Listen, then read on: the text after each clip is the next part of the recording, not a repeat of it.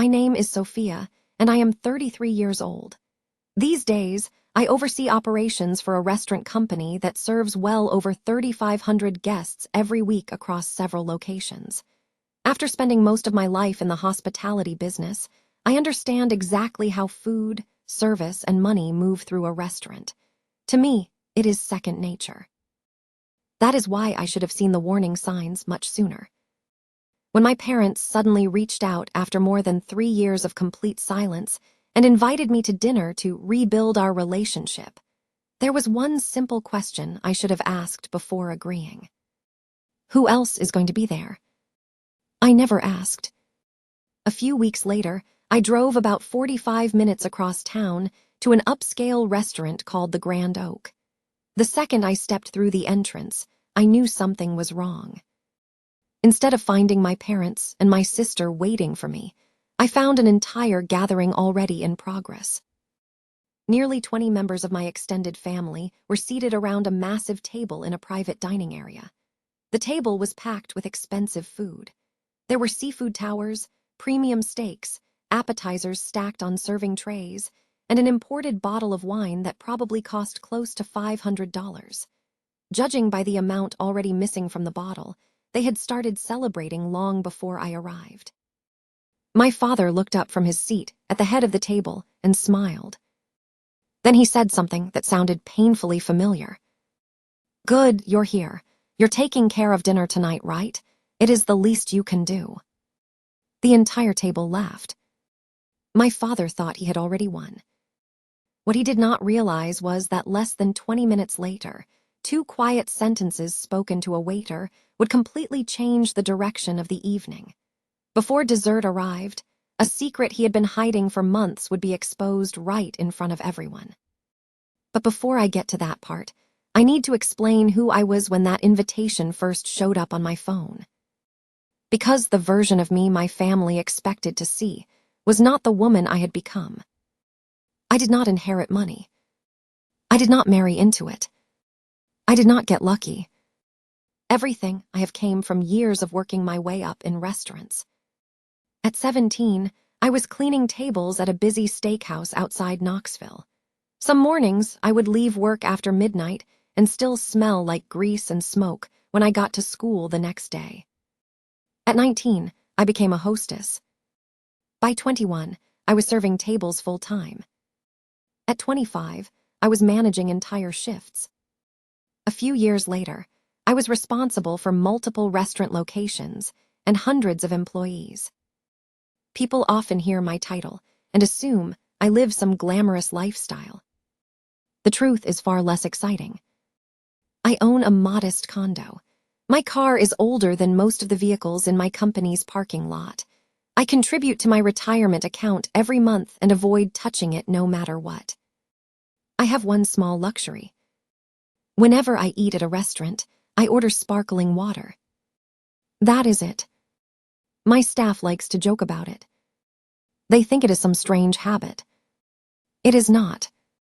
When you spend enough years covering expenses for other people, you eventually learn to keep your own tab small. That lesson took me a long time to learn.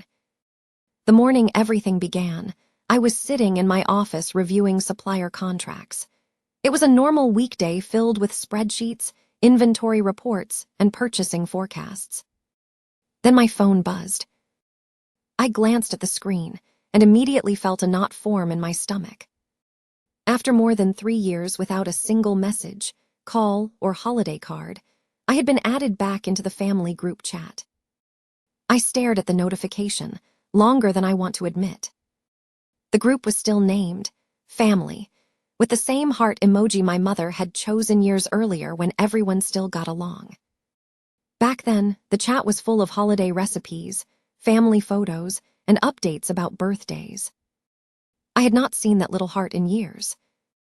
When I finally opened the conversation, something stood out immediately.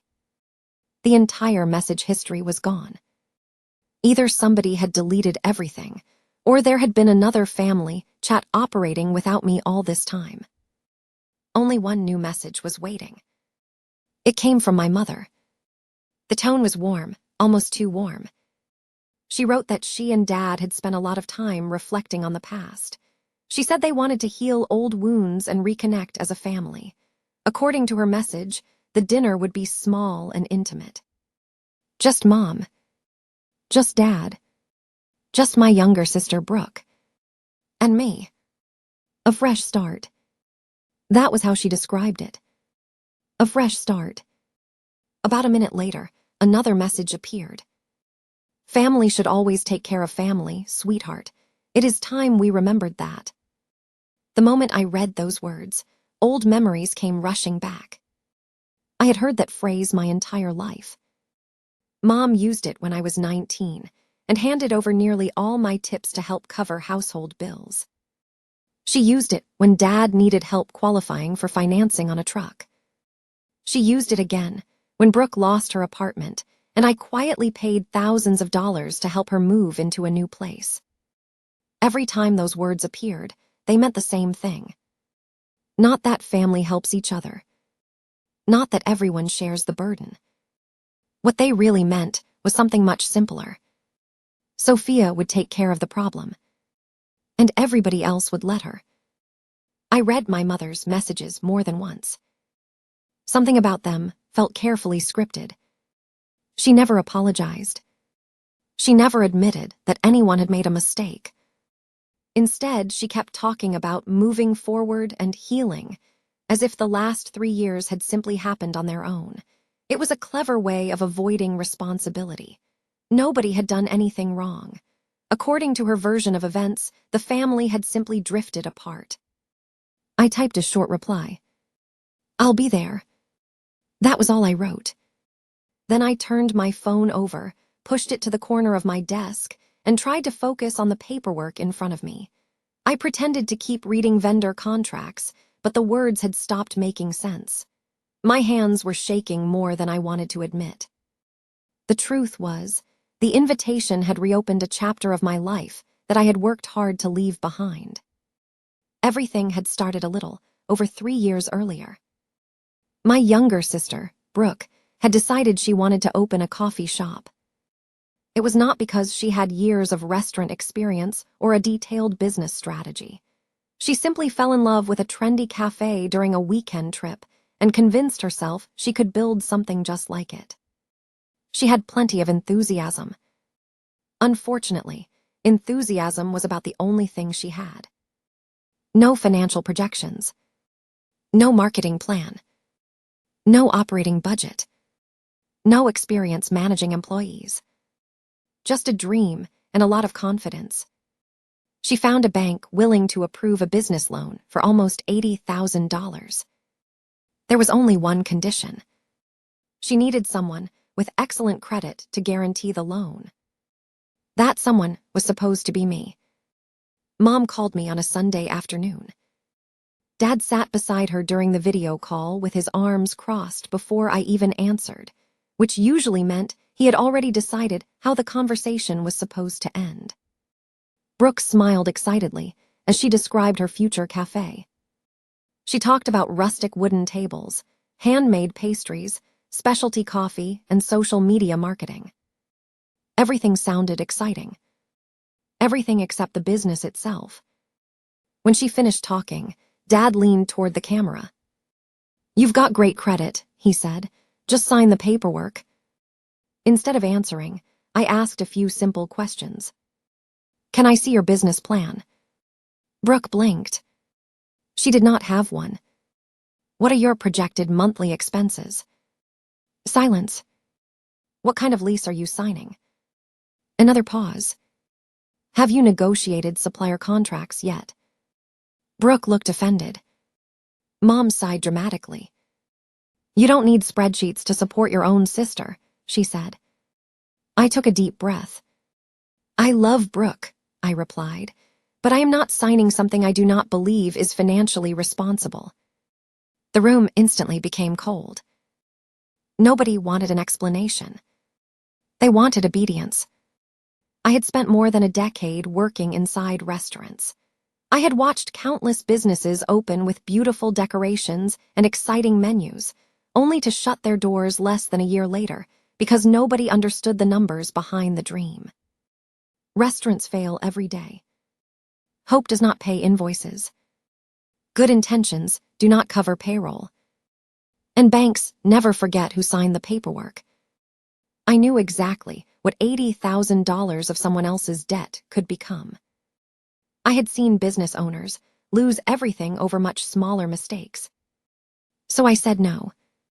Not because I wanted Brooke to fail. Because I did not want both of us to fail together. Dad stood up so quickly his chair scraped across the floor. His face turned red. "If you are not willing to help this family," he said, pointing toward the front door, "then maybe you are not part of this family anymore." Nobody argued with him. Nobody defended me. I quietly picked up my purse, walked out of the house, and drove home. The next morning, I noticed I had been removed from the family group chat. Nobody called. Nobody texted. Nobody asked how I was doing. Days turned into weeks. Weeks became months. Eventually, 3 full years passed without hearing a single word from any of them. According to my relatives, I had chosen money over family. That story spread through the entire family. The hardest part was not their accusations. It was the silence. For a long time, I wondered whether I had done something unforgivable. Eventually, therapy helped me understand what had really happened. My therapist, Dr. Quinn, asked me a question that completely changed the way I looked at my family. When did you first become responsible for everyone else's problems? I did not even have to think about the answer. 17. That was when it started. My very first paycheck bought groceries. My tax refund helped pay for Mom's dental work. When Dad's transmission failed, I quietly paid for the repairs and told him a warranty had covered most of the cost because I knew his pride would never allow him to accept money directly from me. When Brooke got married years later, I paid for the flowers, helped cover the photographer, and quietly handled several other wedding expenses that nobody else even knew about. During the reception, Mom proudly toasted both of her daughters for becoming strong, independent women. I smiled. Nobody mentioned who had written the checks. For years, I believed I was keeping the family together. Eventually, I realized something much more painful. I had trained everyone around me to believe I would always solve their financial problems. Whenever someone needed help, they came to me. Whenever there was a bill nobody wanted to pay, somehow it landed in my lap. I never complained. I simply reached for my wallet. Over time, that became my role. Not daughter. Not sister. Not family. The solution. For years, I thought I was helping my family survive. It took me much longer to realize I had actually created a system that depended on me never saying no. Whenever there was a financial emergency, everyone knew exactly who would fix it.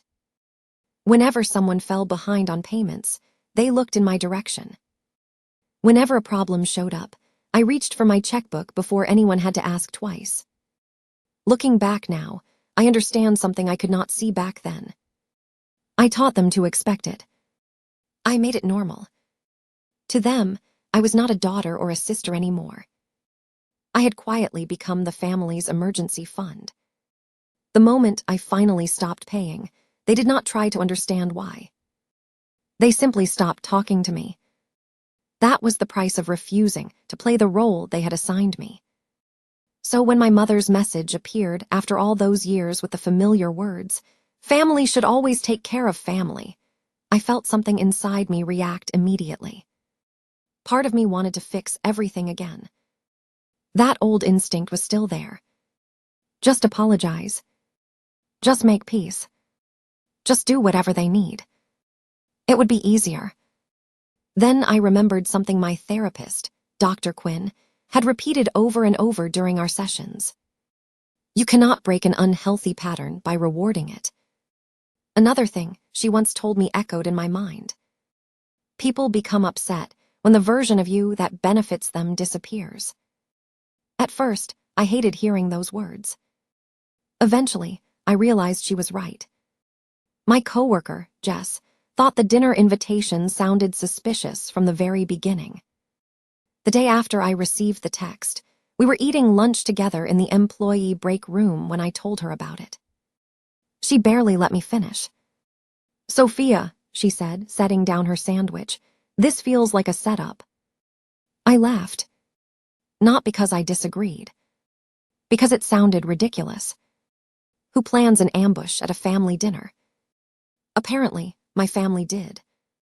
The funny part was that Jess had never met a single one of my relatives, yet she understood the situation better than I did. Later that afternoon, I mentioned the invitation to Marco, one of my restaurant managers.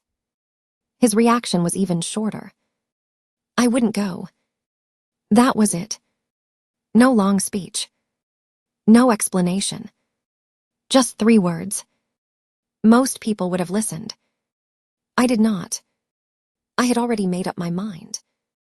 Not because I believed everything would magically be fixed. Not because I expected apologies. And definitely not because I trusted my family again. I went because I needed answers. After more than 3 years of silence, I wanted to see whether anything had actually changed. Maybe they had grown. Maybe they had reflected on what happened. Maybe we could finally have an honest conversation. Or maybe nothing was different at all. I needed to know. There was another reason I never admitted to anyone. I missed my mother. Not the version of her who manipulated every conversation. Not the woman who always knew exactly how to make me feel guilty. I missed the mother I remembered from childhood. The one who taught me how to bake cornbread in a cast-iron skillet. The one who sang old country songs while dinner cooked. Some nights, I could still remember her voice filling the kitchen. For a long time, I hoped that version of my mother still existed somewhere. Maybe that was the person inviting me to dinner. Maybe I was fooling myself. Either way, I needed to find out. So I told Jess I appreciated her concern. I thanked Marco for his advice. Then I made one promise to myself. If the conversation turned into anything involving money, I would leave. No arguments. No guilt. No negotiations. I even wrote it on a yellow sticky note. One dinner, stay respectful, leave if money comes up. The morning of the dinner, I stuck that note to my steering wheel before leaving home. It stayed there for the entire drive. I dressed as simply as possible. Black slacks. A light gray blouse. Comfortable flats. The only jewelry I wore was the silver watch I had bought for myself after receiving my promotion several years earlier. It was not expensive, but I had earned it. That mattered more than any designer label. I was not trying to impress anyone. In fact, I wanted to look as ordinary as possible. My family had always acted as though I flaunted my career. The truth could not have been further from reality. I drove an 8-year-old Honda. Most Sundays, I cooked meals for the entire week to save money. My life looked far more practical than glamorous. The drive to the restaurant took about 45 minutes. I never turned on the radio. The silence felt easier somehow. About halfway there, I noticed my stomach tightening. It reminded me of the feeling I get whenever a walk-in refrigerator breaks down during the Friday dinner rush. You know something bad is coming. You just do not know exactly how bad yet. Experience teaches your body before your mind catches up. As I approached the exit leading toward the restaurant, I seriously considered turning around. For several seconds, I held the steering wheel and stared at the next highway sign. Going home would have been easy. Nobody could stop me. But then I looked at the sticky note again. One dinner. That was all. I took a deep breath. And I kept driving. Platters covered nearly every inch of the table. Fresh seafood. Prime steaks. Shrimp cocktails. A towering charcuterie display.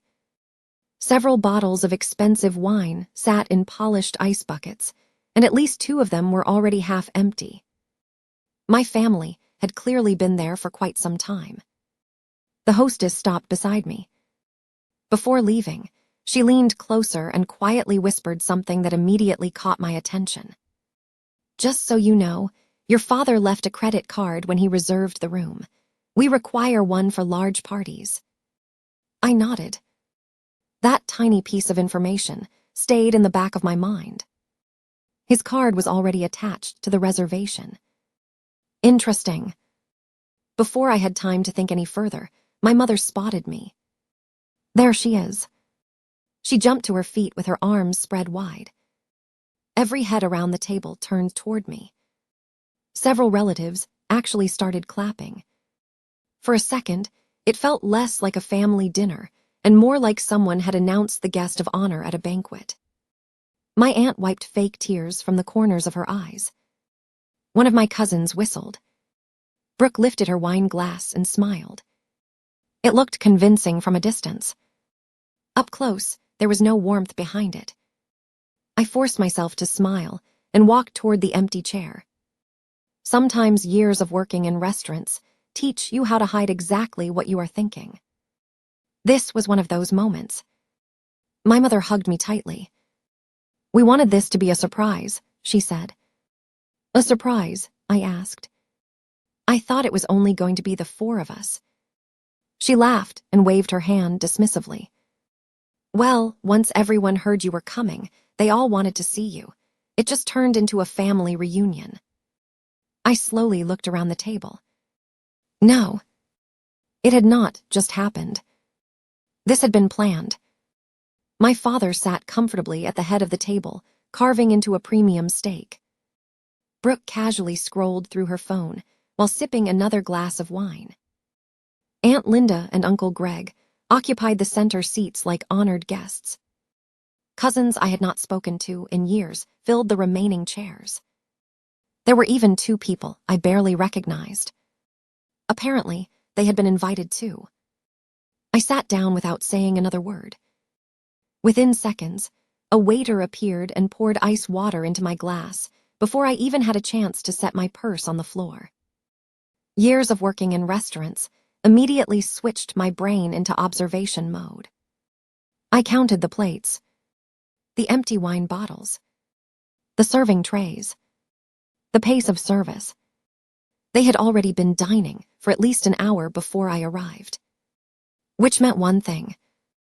Almost everything expensive on that table had already been ordered before I ever walked through the door.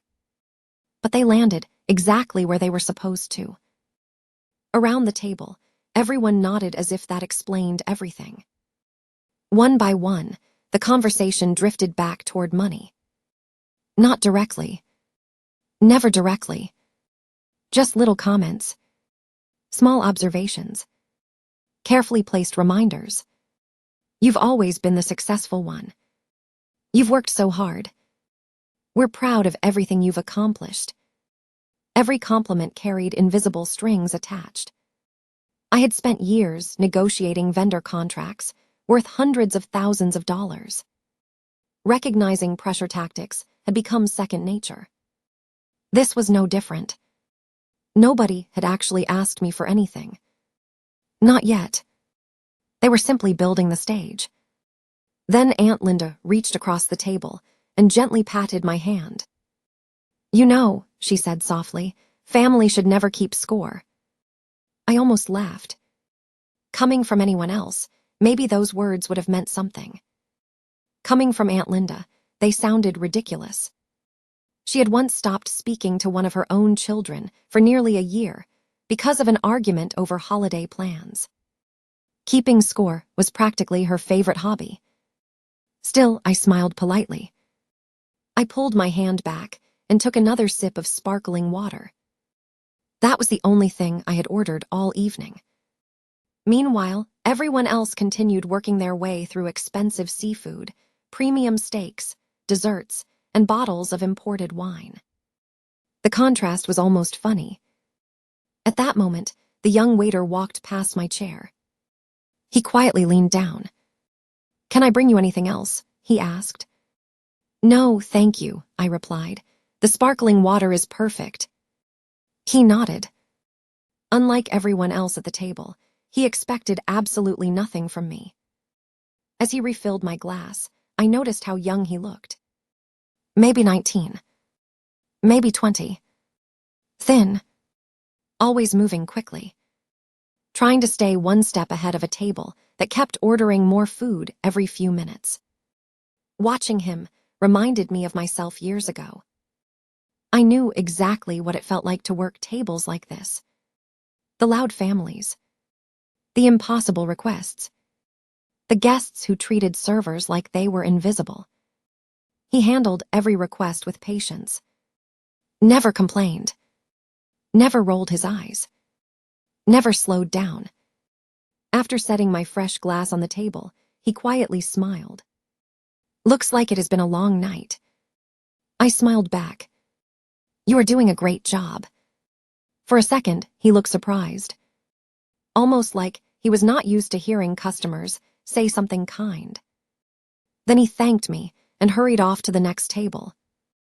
I watched him disappear into the dining room and realized something. Years ago, I had been exactly where he was. Working hard. Keeping people happy. Trying to solve everyone else's problems. Back then, I would have paid this entire bill without thinking twice. The woman sitting at this table tonight was no longer that person. Dinner kept moving along as if everything was perfectly normal. Plates came and went, fresh bottles of wine appeared every few minutes, and the servers barely had enough time to clear the empty dishes before someone ordered something else. I had seen tables like this hundreds of times during my career. Large groups often got carried away when they believed somebody else would be covering the bill. I stayed quiet, listening far more than I spoke. Eventually, Uncle Greg leaned back in his chair and laughed. "Remember when Sophia was working double shifts every weekend?" he asked. "We kept telling her she worked too much." Several people chuckled. I smiled politely. "What I remember," I replied, "is trying to pay my rent and college tuition at the same time." Nobody had much to say after that. A minute later, Brooke jumped into the conversation. "You always made everything look so easy," she said. "You have always been good with money." "It wasn't easy," I answered calmly. "I just planned ahead." She gave a small shrug before taking another bite of her steak. "Well, not everyone is wired like that." I noticed my father watching me from across the table. He barely touched his food now. Instead, he seemed interested in studying my reactions. Every smile looked forced. Every laugh came a second too late. It felt like he was waiting for exactly the right moment to bring up whatever this dinner was really about. The conversation drifted from vacations to work, then to rising prices and the economy. That was when my mother sighed dramatically. "It is unbelievable how expensive everything has become," she said. "Groceries, utilities, insurance. It feels impossible to get ahead anymore." Several relatives nodded in agreement. Dad joined in immediately. "People who have stable careers don't realize how hard it is for everyone else." I quietly took another sip of sparkling water. The bait had officially hit the water. Aunt Linda looked directly at me. "You have been fortunate, sweetheart." "I have been fortunate to have opportunities," I answered. "I also worked a lot of nights, weekends, and holidays to get where I am." She smiled. "Oh, of course." Her expression suggested she did not believe a word of it. Another round of appetizers arrived. Crab cakes, grilled shrimp, flatbreads loaded with toppings. The waiter carefully placed everything on the table while trying to make room between half-finished plates. Nobody even asked whether anyone was still hungry. People simply reached for more food. Watching it unfold reminded me of company dinners, where executives ordered carelessly because they knew corporate accounting would reimburse every dollar. Except this was different. There was no company account. Someone at this table expected a real person to pay. My phone buzzed inside my purse. I glanced down. It was a message from Jess. "How's dinner? Still alive?" I smiled without realizing it. I typed back, "You were right." Less than 10 seconds later, 3 dots appeared. "Leave if it gets weird. Promise me." I locked my phone without answering. Deep down, I already knew it had become weird the moment I walked through the front door. Dessert menus appeared next. Nobody hesitated. Dad ordered a sampler large enough for the table. Brooke wanted cheesecake. Someone else asked for molten chocolate cake. My cousin insisted everyone should try the pecan pie because we're celebrating. Celebrating what? Nobody ever explained. I declined dessert. The waiter looked relieved that at least one person had not added another item to the bill. While everyone discussed sweets, I quietly estimated the total in my head. Years of restaurant management made it automatic. Private dining room. Nearly 20 guests. Premium entrees. Multiple seafood platters. Top-shelf wine. Desserts. Tax. Gratuity. Even with conservative numbers, we were already well past $4,000. Probably closer to 5. And they still were not finished ordering. Then I noticed something else. Dad kept checking his watch. Not casually. Repeatedly. Almost nervously. Every few minutes his eyes shifted toward the entrance, then toward the service station where the wait staff gathered. He was waiting for something. Or someone. That uneasy feeling in my stomach returned. After a few more minutes, the waiter approached quietly and leaned toward my father. I could not hear what he said. Dad gave a quick nod. Then his eyes moved straight to me. He smiled. Not warmly. Confidently. Like a man who believed every piece of his plan had fallen into place. He slowly pushed his chair back from the table and lifted his glass. "I think," he announced loudly enough for everyone to hear, "before we wrap up tonight, there is something we should all say." The room became silent. Forks stopped moving. Even the cousins who had spent most of the evening talking among themselves turned to face him. Dad raised his glass toward me. "I think we should all thank Sophia." Every head turned in my direction. I could almost feel what was coming before he opened his mouth again. Years ago, I would have smiled, reached for my wallet, and saved everyone from an awkward moment. Tonight, I stayed perfectly still and waited for him to finish. Dad lifted his glass a little higher and smiled as though he were about to give the speech of the year. "I just want everyone to recognize how successful Sophia has become," he said proudly. "She has built an incredible career, and we could not be happier for her." A chorus of agreement spread around the table. People nodded. Someone even started clapping. It all felt strangely theatrical. Dad continued. "She has always been the one our family could count on, responsible, reliable, generous." I noticed several relatives looking at me instead of him, almost as if they were waiting for my reaction. He was setting the stage. Then he smiled even wider. "And because tonight is about bringing this family back together." There it was. Sophia has graciously agreed to treat everyone to dinner. The words landed exactly as he intended. Applause broke out around the table. Aunt Linda smiled from ear to ear. Brooke raised her wineglass. Even a few cousins thanked me before I had said a single word. Apparently, the decision had already been made for me. I looked around the table. Not one person asked whether it was true. Not one person looked surprised, which meant they had probably discussed this long before I arrived. I slowly placed my napkin beside my plate. Then I smiled. "Actually," I said in a calm voice, "I never agreed to that." The room instantly became quiet. Dad let out a short laugh. "You are joking." "No." His smile faded slightly. We all know you can afford it.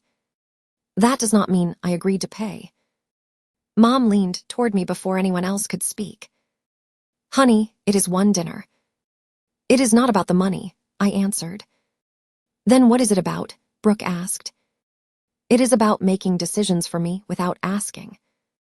Another uncomfortable silence settled over the table. Dad tried again. You owe your family. I met his eyes. I do not owe anyone thousands of dollars because you decided to invite 20 people to dinner. Several relatives exchanged nervous looks. A few of them suddenly became very interested in their plates. Dad's voice became firmer. Do not embarrass us. I almost laughed. Embarrass you. You know exactly what I mean. No, I replied. I really do not. Mom reached for my hand. I quietly pulled it away. We just wanted one nice evening together. If that were true, I said, you would have invited only the 4 people you promised. Nobody spoke. I continued. You told me this would be a small family dinner. It turned into something bigger, Mom replied quickly.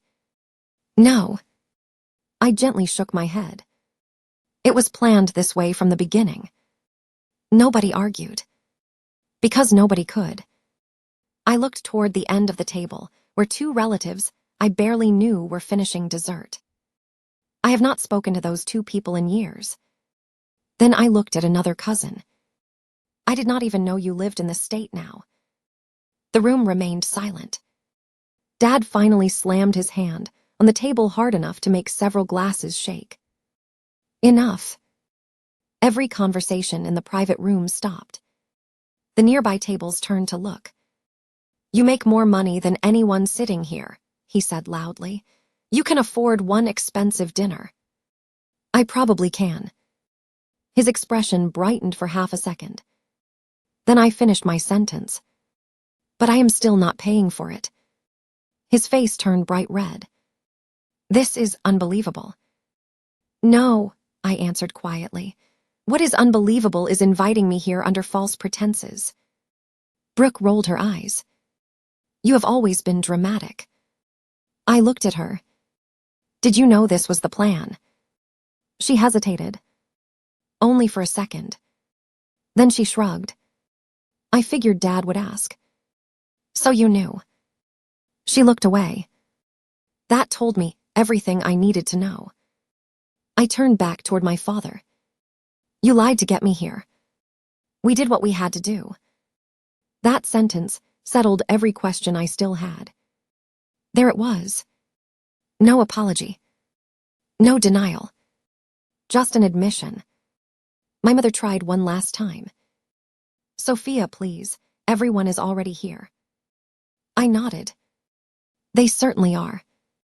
Then I looked toward the waiter, who had been standing several feet away pretending not to listen while refilling water glasses. I caught his eye. He immediately understood that I wanted to speak with him. When he walked over, I smiled politely. Could I ask you for a small favor? Of course. I lowered my voice so only he could hear. Would you please keep my check completely separate from everyone else's? He looked briefly toward the rest of the table. Then back at me. Absolutely. I only had sparkling water. He nodded once. I already noticed.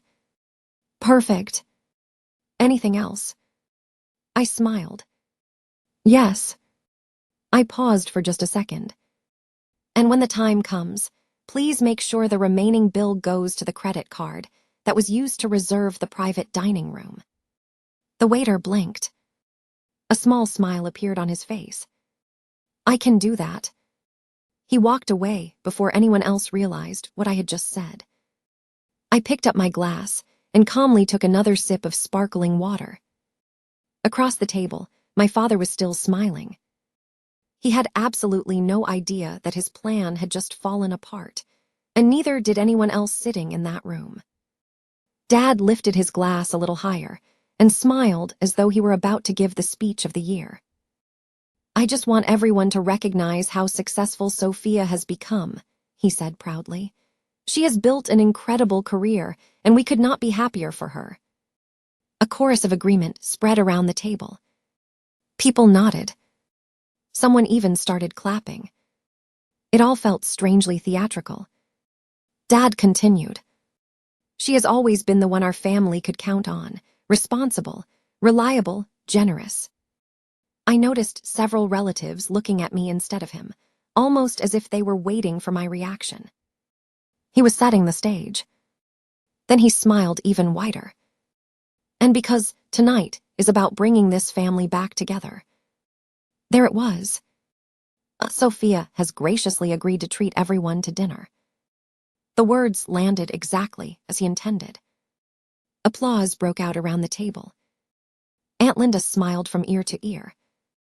Brooke raised her wineglass. Even a few cousins thanked me before I had said a single word. Apparently, the decision had already been made for me. I looked around the table. Not one person asked whether it was true. Not one person looked surprised, which meant they had probably discussed this long before I arrived. I slowly placed my napkin beside my plate. Then I smiled. Actually, I said in a calm voice, I never agreed to that.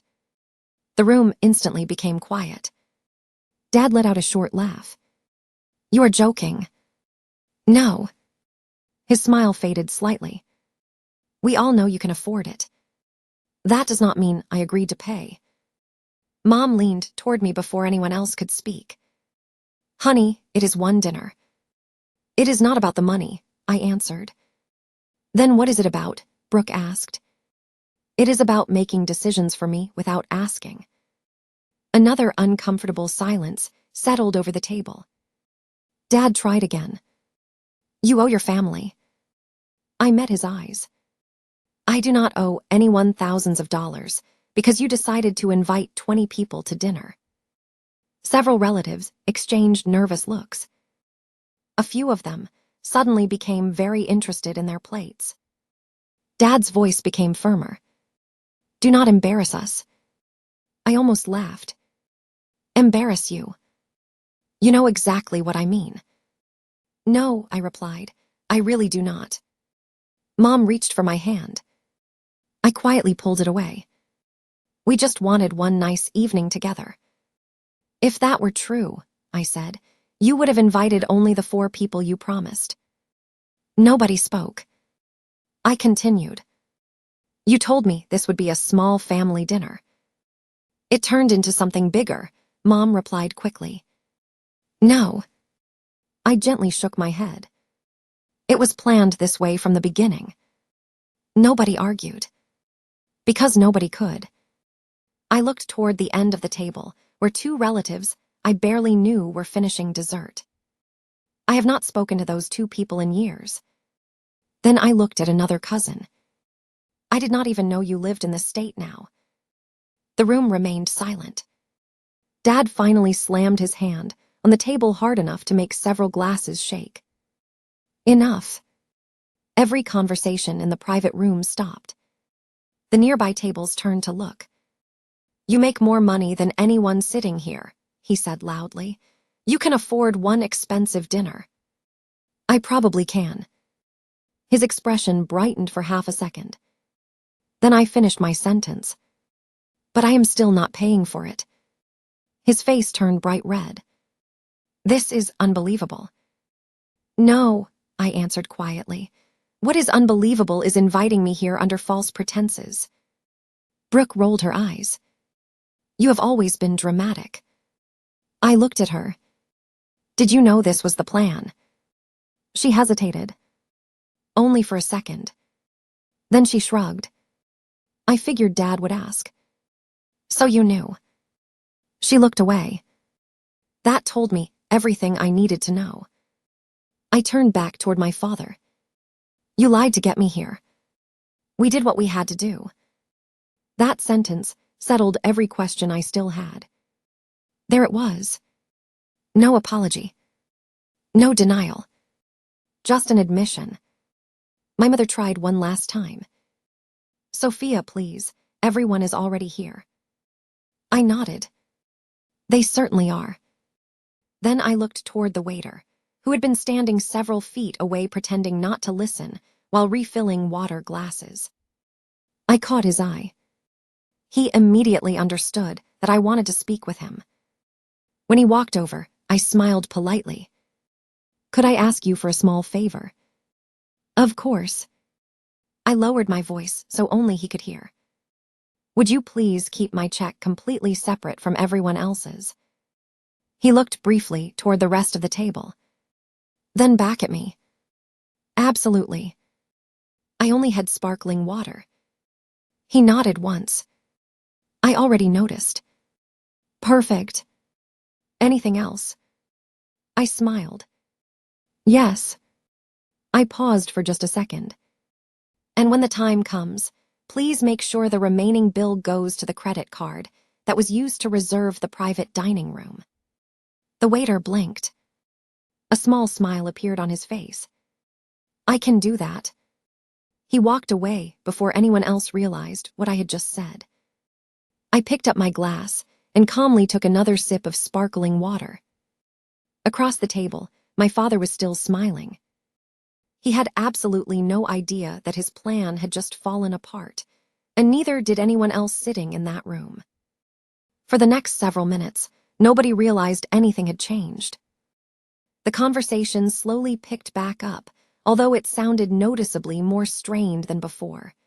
A few relatives tried making small talk, pretending the awkward exchange had never happened. Others avoided looking in my direction altogether. Dad, however, kept smiling. He truly believed I would eventually give in. I knew that look. I had seen it my entire childhood.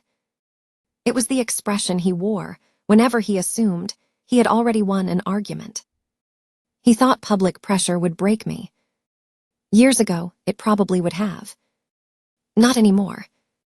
The waiter quietly returned, carrying a small leather check presenter. Instead of placing it in the middle of the table, he walked directly toward me. Whenever you're ready, he said politely. I thanked him and opened it. Inside was a receipt for one sparkling water. $5.75 before tax. I smiled. Pulled out my debit card. Paid the bill. Added a generous tip. Signed the receipt. Then I handed it back. Thank you, I said. My pleasure, he replied before walking away. The entire exchange took less than a minute. Almost nobody noticed. Dad certainly did not. He was too busy laughing at another one of Uncle Greg's stories. 10 minutes later, dessert plates had been cleared, coffee cups were nearly empty, and conversations were beginning to wind down. Dad stretched comfortably in his chair and looked around the table. Well, he announced, clapping his hands together, I think we've kept these good people busy long enough. Several relatives laughed. He raised his hand toward the waiter. We're ready for the check. I'll bring it right away, the waiter answered. Everything that happened next unfolded exactly the way I expected. The waiter approached with another leather check presenter. This time he stopped beside my father. Whenever you're ready, sir. Dad smiled confidently. Without even opening the folder, he reached over and slid it toward me. There you go, sweetheart. The room became unusually quiet. Everyone watched, waiting, expecting me to reach for it. Instead, I gently pushed the folder back across the table. I think that belongs to you. Dad chuckled. Very funny. I wasn't joking. His smile faded. What are you talking about? My portion has already been paid. Silence. My sparkling water has been taken care of. He stared at me, then slowly opened the folder. I watched the confidence disappear from his face. His eyebrows pulled together. His mouth tightened. The total printed at the bottom of the receipt was enormous. Just under $5,000. No wonder. Nearly 20 people had spent the evening ordering premium and trays, seafood, expensive desserts, and several bottles of reserve wine. Dad looked back up at me. They made a mistake. No, I replied calmly. They separated my order exactly as I requested. Mom leaned over to see the receipt. Her expression changed immediately. What do you mean you requested it? I asked the waiter to split my bill from everyone else's. When? A little while ago. Dad looked genuinely confused. You can't do that. I already did. The waiter, who had remained nearby, stepped forward professionally. Sir, your daughter's check was closed earlier this evening. The remaining balance is attached to the reservation, just as requested. Dad frowned. What reservation?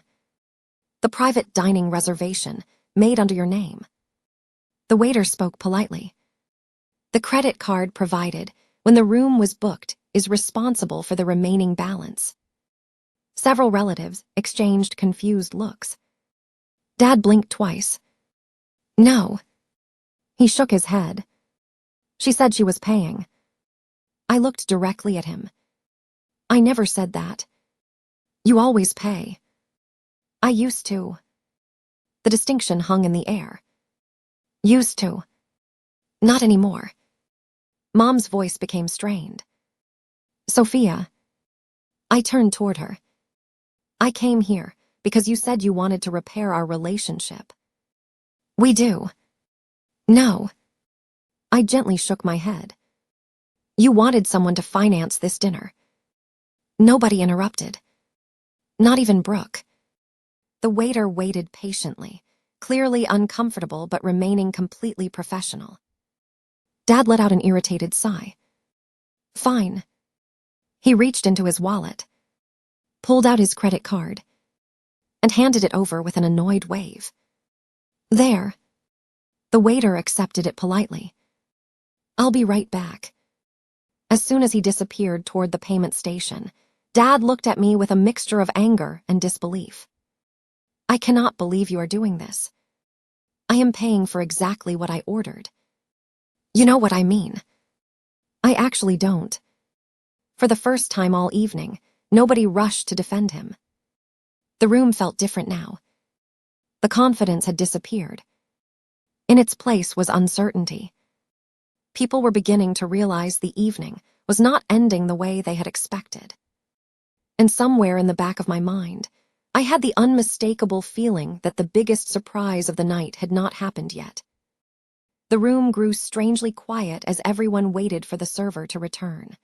Only a few minutes earlier, the private dining room had been filled with laughter, clinking glasses, and overlapping conversations.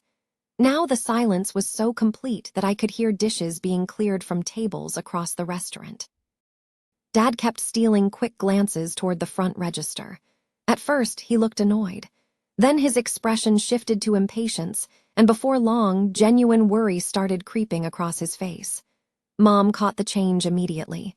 Leaning closer, she whispered, "Is there a problem with the card?" No, Dad replied almost instantly. Everything is fine. The bank just takes a little longer with large purchases. She nodded, but I could tell she was not buying it. A couple of minutes later, the waiter returned carrying the credit card. His smile was still polite, although noticeably less confident than before. He stopped beside my father and lowered his voice. I am sorry, sir, but the transaction did not go through. Dad barely reacted at first. He reached for the card and frowned. That cannot be right. I apologize, the waiter answered. Would you like to use another form of payment?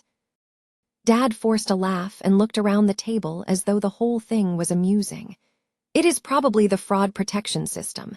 The bank sometimes flags larger purchases. A few people nodded, but nobody looked completely convinced. Without another word, Dad opened his wallet again and pulled out a different credit card. Run this one instead. The waiter politely took it and walked away. The silence that followed felt much heavier than the first one. Brooke finally cleared her throat. I am sure it is just a technical issue. Nobody responded. Dad drummed his fingers against the edge of the table, trying to look calm, but the steady tapping gave him away. The confident man who had spent the evening acting like the generous host was beginning to unravel. When the waiter returned again, I already knew what the answer would be before he spoke. "I'm very sorry, sir." He carefully placed the second card on the table. This transaction was declined as well. Nobody moved. For several seconds, it felt like the entire room had frozen in place. Dad stared at the card in disbelief, while Mom's face turned noticeably pale. "What do you mean both cards were declined?" she asked. "I wish I had more information," the waiter replied professionally. "The system only tells us that the payments were not approved." Dad grabbed both cards and shook his head. "They always work." "I understand, sir. There has to be something wrong with your payment terminal." Remaining perfectly calm, the waiter motioned toward another table where a couple had just finished paying. "Our system is processing other transactions normally." For the first time that night, I watched all of Dad's confidence disappear. He slowly stood up, pulled out his phone, and muttered, "I need to call the bank." He walked toward the hallway outside the dining room while everyone else remained seated. Nobody followed him. Even from several yards away, we could hear his voice getting louder with every passing second. "What do you mean? There is a restriction on the account." A long pause followed. "No, that cannot be right." Another pause. "I sent the payment days ago." Then came the sentence that caused every person at the table to look up. "What do you mean the account has been frozen?" Mom's eyes widened. Brooke quietly lowered her fork onto her plate. Even Uncle Greg stopped pretending to scroll through his phone. Dad noticed everyone staring at him and immediately stepped farther down the hallway, lowering his voice, but it was already too late.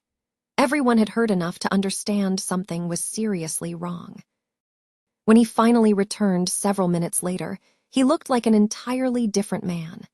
His shoulders had dropped, and he avoided making eye contact with anyone as he sat back down. Mom broke the silence first. "What happened?" "I am handling it." "Handling what?" "I said I am taking care of it." His answer sounded far less convincing than he probably hoped. The waiter respectfully remained nearby, giving him space while waiting for another payment method. After nearly a minute, Dad slowly looked around the table, meeting each relative's eyes one by one. "I could use a little help covering dinner tonight." "Nothing." Not one person answered. The same relatives who had enthusiastically ordered seafood towers, premium steaks, expensive wine, and multiple desserts suddenly became fascinated by anything except my father. Some stared into their coffee cups. Others checked messages on their phones. A few carefully studied the tablecloth as though it had become the most interesting thing in the room. Nobody reached for a wallet.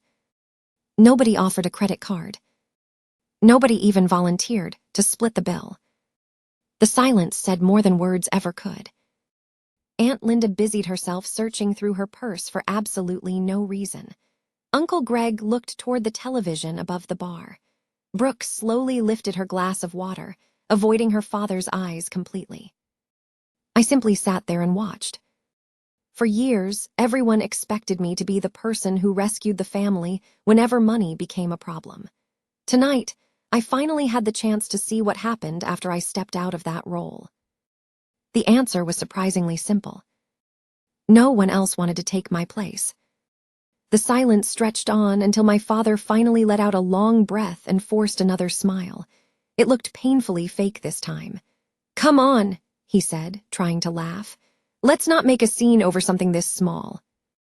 I looked at him without saying anything. "It is just a temporary issue with the bank," he continued. "Sophia, why don't you put the dinner on your card for now? I'll send you the money tomorrow." That almost made me smile. Tomorrow. I had heard that word more times than I could count. "I'll pay you back tomorrow. I just need a little more time. You know I'm good for it." Every promise had sounded sincere. Almost none of them had ever been kept. I shook my head, I'm not doing that. Dad's jaw tightened. What do you mean you're not doing that? I mean exactly what I said. I already paid for what I ordered. The rest isn't my responsibility. Mom leaned forward, lowering her voice as though that would somehow make the conversation less uncomfortable. Honey, everyone is watching. I noticed. This isn't the place for this. No, I replied calmly. This isn't the place to pressure someone into paying a bill they never agreed to. Across the table, Aunt Linda finally spoke up. Are you really going to let your own parents sit here embarrassed? I turned toward her. Did anyone ask whether I wanted to pay before ordering all this food? She opened her mouth, then quietly closed it again. No answer. Because there wasn't one. Uncle Greg cleared his throat. We can all chip in if we have to. It sounded generous until nobody moved. Not him. Not Aunt Linda. Not Brooke. Not any of my cousins. Everyone waited for someone else to volunteer first. Nobody did. The waiter remained patient, standing several feet away with the same professional expression he had worn all evening. I honestly felt worse for him than I did for anyone sitting at our table. None of this awkward situation was his fault, yet he was the one forced to stand there while an entire family argued over a bill worth several $1,000s. Dad rubbed both hands across his face. There has to be another way. There is, I answered. Every eye turned toward me. Everyone pays for what they ordered. The suggestion was met with complete silence. Then Brooke actually laughed. You can't be serious. I am. That would cost everyone hundreds of dollars. I nodded. Yes, that tends to happen when people order lobster, premium steaks, and expensive wine. Her smile disappeared. Dad looked exhausted now. You know some people here can't afford that. I held his gaze. Then those orders never should have been placed. That sentence hit the table harder than I expected. For the first time all evening, several relatives looked genuinely uncomfortable. A few of them quietly glanced at the half-empty wine bottles scattered across the table. Others stared at the dessert plates they had insisted on ordering. The reality of the evening was finally catching up with them. Mom reached for my hand again. This time, I gently stood up before she could touch me. I love all of you, I said, keeping my voice steady. But loving someone doesn't mean becoming their backup plan every time money becomes a problem. Nobody interrupted. I spent years believing that helping meant saying yes to everything. I don't believe that anymore. Dad slowly shook his head. So you're just walking away? I'm walking away from being used. The words were quiet. They did not need to be loud. The room had become so silent that every person at the table heard them clearly. I picked up my purse from the floor and slipped it over my shoulder. Before leaving, I reached into my wallet and placed a $20 bill on the table. The waiter looked confused. That's for you, I said. You handled a difficult situation with more professionalism than anyone else in this room. His eyes widened. Thank you, ma'am. You earned it. Without another word, I turned toward the exit. No one tried to stop me. No one apologized. Behind me, I could already hear quiet conversations beginning again, as everyone tried to figure out how they were going to solve the problem now that the person they had counted on was walking out the door. For the first time in years, that problem no longer belonged to me. The cool evening air hit my face the moment I stepped outside, and for the first time that night, I could finally breathe. My heart was still pounding, but it was different now. I was not anxious anymore. I felt lighter. It was the kind of relief that only comes after carrying a weight for far too long and finally setting it down. I had just reached my car when my phone started vibrating. Dad. I stared at his name for a couple of seconds before answering. What? I said calmly. Get back in here, he barked. Right now. No. You don't walk away from your family like this. I already did. You left us sitting with a $5,000 bill. I looked back toward the restaurant entrance. No, Dad, you left yourselves with that bill. His voice became louder. People are watching. Do you have any idea how humiliating this is? I know exactly how humiliation feels. He went silent.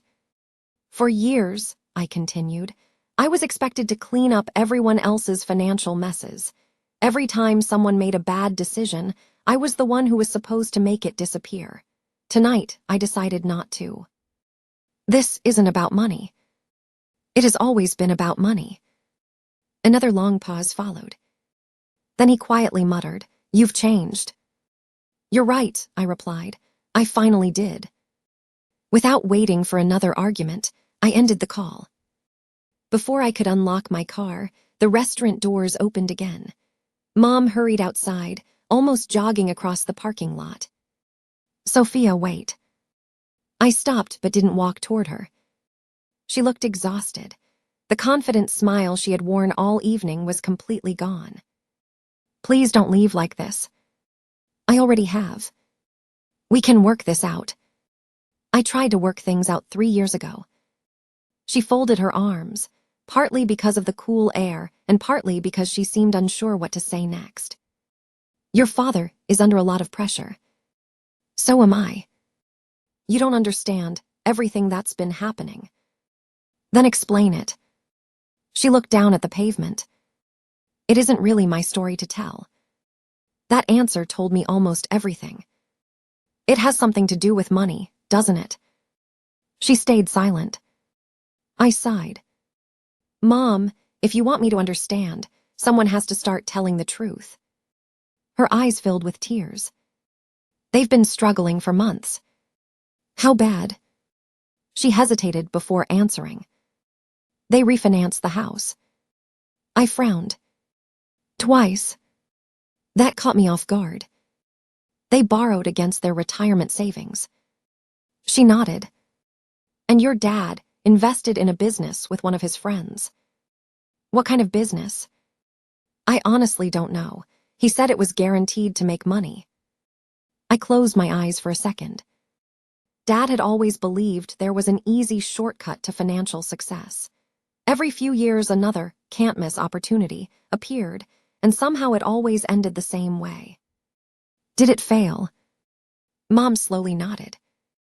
They lost almost everything they put into it. So the dinner. She looked embarrassed. Your father thought if everyone came together. She stopped speaking. He thought I would pay. She didn't answer. She didn't have to. The silence confirmed it. I let out a slow breath. Mom, if someone had simply called me and told me the truth, tonight would have looked very different. She looked up. What do you mean? I wouldn't have paid for a luxury dinner. Her face fell. But I would have listened. She stared at me, almost shocked. If Dad had admitted they were in trouble and genuinely asked for advice, I would have spent hours helping him figure out a plan. I would have gone through every debt, every payment, every account. I know people who specialize in restructuring businesses. I could have connected him with financial counselors. There were a dozen ways I could have helped. I paused. But none of that was what he wanted. Mom quietly wiped her eyes. He wanted someone else to make the problem disappear. I nodded. And that's something I can't do anymore. She looked back toward the restaurant, where several relatives could now be seen standing near the windows, obviously watching us. I don't know what's going to happen in there. They'll figure it out, I said. They're family. For the first time that evening, I realized those words actually meant what they were supposed to mean. Family should solve problems together, not quietly place them on the shoulders of the one person they thought would never say no. I gave Mom a small smile, unlocked my car, and climbed inside. As I drove away, I glanced once in the rearview mirror. She was still standing in the parking lot, watching my taillights disappear into the night. The drive home was unusually quiet. I left the radio off and let the sound of the tires rolling across the highway fill the car. My phone lit up several times before I even reached the interstate, but I already knew who was calling. Dad tried twice. Brooke called once. Then Aunt Linda. A few text messages followed. I ignored every one of them. By the time I pulled into my driveway, there were nearly a dozen unread notifications waiting for me. I didn't open a single one. Instead, I changed into comfortable clothes, heated up a bowl of soup, and settled onto the couch. It had been one of the longest evenings of my life, and I had no interest in reliving it through a flood of angry messages. The next morning, I woke up expecting to feel guilty. Instead, I felt peaceful. It surprised me. For years, standing up to my family had always been followed by overwhelming guilt. This time, it never came. What I felt instead was relief. It was the first morning in a long time that I didn't wake up wondering how I was going to solve someone else's problems. When I arrived at work, Jess took one look at my face and raised an eyebrow. "So," I laughed. "You were right. I usually am." She handed me a cup of coffee before I could continue. "What happened?" I told her everything, from the surprise family reunion to the private dining room, the massive bill, the declined credit cards, and the awkward silence after I refused to rescue everyone. Jess listened without interrupting. When I finally finished, she leaned back in her chair. "They never wanted reconciliation." "I know. They wanted access." That sentence stayed with me for the rest of the day. Not reconciliation. Access. Access to my money. Access to my sense of responsibility. Access to the version of me who believed saying no made me a bad daughter. That woman no longer existed. Around lunchtime, my phone buzzed again. This time, it was a message from Brooke. "I hope you're happy. Dad was humiliated because of you." I stared at the screen for a few seconds before typing a response. Dad embarrassed himself the moment he invited 20 people to an expensive dinner, expecting someone else to pay. I hit send. She replied almost immediately. "You could have helped." I smiled sadly. I offered help years ago. What I stopped offering was unlimited money. Those are two very different things. She never answered. Later that afternoon, while I was reviewing next month's operating budget, my office phone rang. It was an unfamiliar number. "Hello." "Hi, is this Sophia?" "Yes." "My name is Daniel. I'm with the bank handling your parents' financial accounts." For a moment, I thought I had heard him wrong. "I'm sorry." He quickly clarified. "Don't worry, I'm not calling about any debt. Your father listed you years ago as an emergency contact on one of his business documents. We're trying to update our records." I closed my eyes for a second. Of course he had. "Please remove my name." There was a brief pause. "You're certain?" "Yes." "We'll update the file today." "Thank you." The call lasted less than 2 minutes, but it felt symbolic. One more tie had quietly been cut. As I hung up the phone, I realized something important. For years, my family had assumed I would always be available to clean up the consequences of their decisions. Not because I had agreed to it. Because I had never stopped them from expecting it. That chapter of my life was officially over. 3 days passed before I heard from my family again. The silence almost made me think the whole situation was finally over. Then, early Saturday morning, my doorbell rang. When I opened the front door, Mom was standing on my porch by herself. She looked tired, and for the first time in years, she didn't seem to have a speech prepared. "Can we talk?" she asked quietly. I hesitated for a moment before stepping aside. "You can come in." She sat at my kitchen table, wrapping both hands around the mug of coffee I placed in front of her. Neither of us spoke for almost a full minute. Finally, she broke the silence. "Your father is furious." I figured. He says you betrayed the family. I couldn't help smiling. That's interesting. Why? Because from where I'm sitting, I'm not the one who lied to get someone into a restaurant. She lowered her eyes. I know. That was the first honest thing I had heard from anyone in my family in years. She sighed heavily. The dinner didn't go the way your father expected. I noticed. He honestly believed that once everyone was there, you wouldn't say no. I know he did. She slowly nodded. He said you've always come through before. There it was. Not because they trusted me.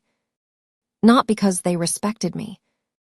Because they expected me to rescue them. I spent years teaching all of you to expect that, I admitted. That's partly my fault. Mom looked surprised. I kept saying yes when I should have started saying no a long time ago. She stared into her coffee before speaking again. Things are worse than I told you. How much worse? She took a deep breath. The investment your father made wasn't the only mistake. I waited. He also borrowed money from several relatives. That caught my attention. How many? I don't even know anymore. So everyone's sitting at that table. She nodded. Many of them are waiting to be paid back. Everything suddenly made more sense. The oversized dinner. The fake celebration. The carefully planned speeches. Even the relatives who kept complimenting me. They weren't just hoping I'd cover one expensive meal. They believed that if I stepped in again, it might be the beginning of another rescue. So this wasn't only about dinner. No.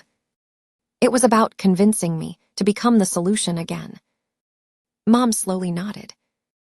I think your father hoped that if everyone was together, you would feel too guilty to refuse. I leaned back in my chair. It almost worked. She looked up. Really? For about 5 minutes. She looked genuinely relieved to hear me admit that. I almost slipped back into the same pattern. What stopped you? I smiled. My own promise. The one you made to yourself. I told myself before I even left home that if money became part of the conversation, I was walking away. Mom quietly nodded. I'm glad you kept that promise. I looked at her, surprised. So am I. For the first time since she'd arrived, there wasn't any manipulation in her voice. No guilt. No pressure. Just honesty. I don't know if your father will ever understand, she admitted. Maybe he won't. But I think I'm starting to. Neither of us spoke for another minute. Finally, she stood up and picked up her purse. I should go. I walked her to the front door. Before stepping outside, she turned back toward me. I don't know what happens next. I don't either. But I hope someday we're able to have a relationship that isn't built around money. I smiled. I'd like that too. She gave me a small nod before walking down the driveway. I stood there until her car disappeared around the corner. For the first time in years, I felt like there might actually be a path forward. Not because everything had been fixed. Not because the past had disappeared. But because, for the first time, someone in my family had finally started telling the truth. About 2 weeks later, I received a letter in the mail. Not a text message. Not an email. An actual handwritten letter. The return address belonged to my father. For a long minute, I just stared at the envelope sitting on my kitchen counter. Part of me wanted to throw it away without opening it. Another part wondered whether this was finally the apology I had been waiting years to hear. I made myself a cup of coffee before opening it. The letter was only a page long. It began exactly the way I expected. I never thought my own daughter would embarrass me in front of the entire family. I sighed. The rest of the letter wasn't much different. He wrote that I had forgotten where I came from. He accused me of letting my career change me. According to him, success had made me selfish, cold, and arrogant. He even claimed that none of what happened at the restaurant would have occurred if I had simply acted like family. I read every word. Not because I believed any of it. Because I wanted to be absolutely certain nothing had changed. There wasn't a single apology anywhere in the letter. Not one sentence acknowledging that he had lied to get me there. Not one admission that he had invited nearly 20 people without telling me. Not one word accepting responsibility for putting everyone in that situation. By the time I reached the end, I felt strangely calm. 3 years earlier, that letter would have destroyed me. I probably would have called him immediately, apologized for things that were never my fault, and offered to fix whatever problem he was facing. This time, I simply folded the pages, slipped them back into the envelope, and placed them inside a drawer. Not because I wanted to save them, because they reminded me why boundaries mattered.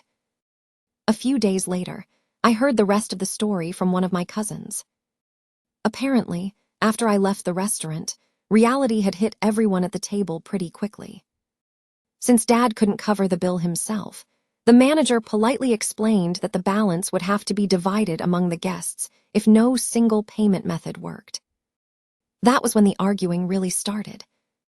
Several relatives insisted they had only ordered one entree and shouldn't have to help pay for everyone else's meals. Others claimed they hadn't touched the expensive wine. A few complained that they never wanted dessert in the first place.